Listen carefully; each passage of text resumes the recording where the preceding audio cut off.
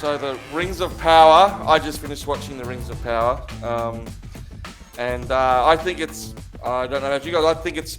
I don't have a lot of ideas on plot necessarily, or where I think it is or isn't going. I just like kind of where it's going. I like the way the character's developing. I like there's a sense of tension, a sense of direction now coming into it 4 episodes in, and I'm along for the ride. I'm not completely one onto it like House of Dragon is. Like that one's got me hooked each and every week.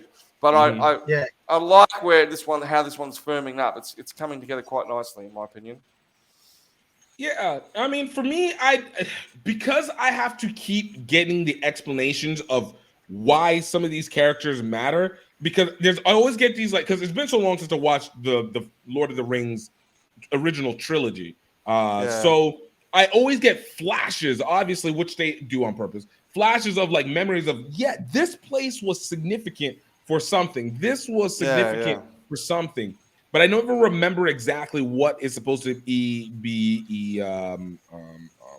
introduced. So, being able to understand how significant some of these characters are, and exactly where it is that we're actually heading to, which is overall that final battle where Akil cuts off Sauron's finger, removes the ring, and does it. And then that makes now the significance of now these players. So the guy who we know at the beginning got him and his boys kicked off the boat. I didn't know that guy was the dude who actually cuts off the ring. Yeah, Sildor. Yeah. Exactly. So, yeah. You know, it's those little things. I'm trying to understand exactly how the Sauron and of course trying to understand how the Sauron character is gonna manifest himself and who's it gonna manifest in, because the more we're seeing it, it looks like it's, from Lord of the Rings we knew that he was trans-dimensional, but to now to understand that maybe the hilt of that sword works as a conduit and then needs a body to be able to maintain would make sense as to why the cutting off the ring and putting the destroying Sauron by putting the sword through the mask makes sense, because it's almost like a Dr. Fate thing. It's not a person, it is just a being that encapsulates a avatar in some way, shape, or form. The development of numeral. It's a there's a couple of N's and M's rolling around in that word. Right. Numenor. Again, flashes of it being significant in Lord of the Rings, but I couldn't remember why it is. Exactly the same with me. I thought I've heard that name before. That's important. Where did I hear it? Exactly. Where did I hear that? But even now, and then I add to the things of watching the progression of Elrod. I didn't realize Hugo Weaving's character in Lord of the Rings is Elrod that we're seeing now in a younger form. Oh, really? Okay. So so now I'm like, okay, this is what's actually making me engage, which is what I think I like a little bit more. I'm actually maybe starting to like this one a little bit more because I have a much more direct connection to what we experienced in the trilogies versus House of the Dragons, which it's probably a more better paced story. I know that the events here will lead to a segment that will lead to the segment that will lead to what we get from the original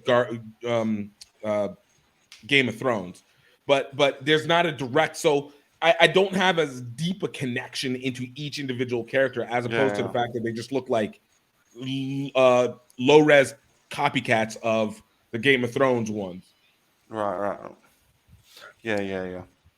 No, I'm with you on all that. Yeah, Sildor and Numenor and all. Yeah, I that's helpful to see that stuff. Particularly Isildur. I went, oh, that's Aragorn's great grandfather. Exactly. What do you think, JP? I've read almost all of the Tolkien books. I love the Silmarillion, which I think the Rings of Power is loosely based.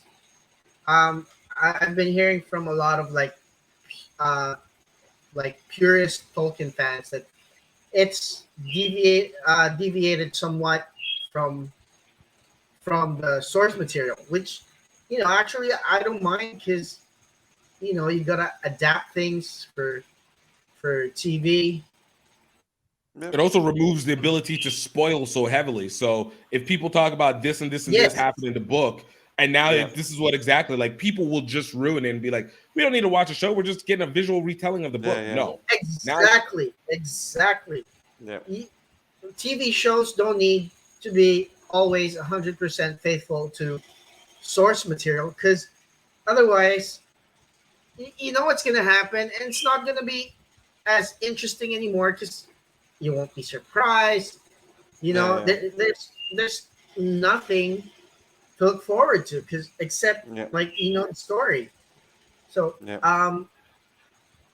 but I've got to admit, as much I used to be a big Tolkien fan, but I'm just like very reserved with regards to this series, and House of the Dragon is like really you know um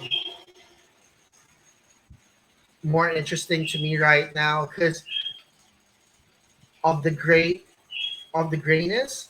Like we still see some of like gray in Rings of Power, like good and evil is not yet like there's good and evil, but there's a few people that we are unsure of. But in House of the Dragon, it's you know the good and evil is not clearly defined. It's just a bunch of people. Yeah. It's very different. As we've always said, very different genres. Let's remind our friends to please click on the subscribe button and hit that notification bell so you know when we have new videos out. Subscribe. Subscribe! Die. Oh, die.